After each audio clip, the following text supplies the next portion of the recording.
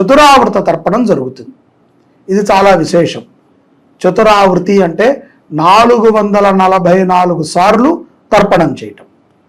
అలాగే ప్రతిరోజు సాయంత్రము గణపతి సహస్రనామార్చనతో స్వామివారికి పూజ ఉంటుంది. ఈ యొక్క 9 రోజులు కూడా స్వామివారికి నూతనముగా తయారు చేయించినటువంటి రజత కవచ అలంకరణ కూడా జరుగుతుంది.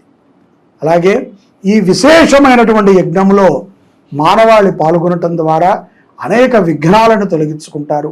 స్థిరమైనటువంటి ఉద్యోగాలు లభిస్తాయి. అలాగే కుటుంబములో ఉన్నటువంటి కలహాలు తొలగుతాయి.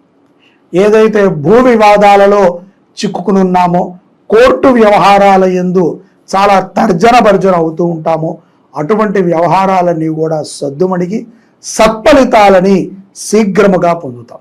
ముఖ్యంగా నిందలు మనము చెయ్యనటువంటి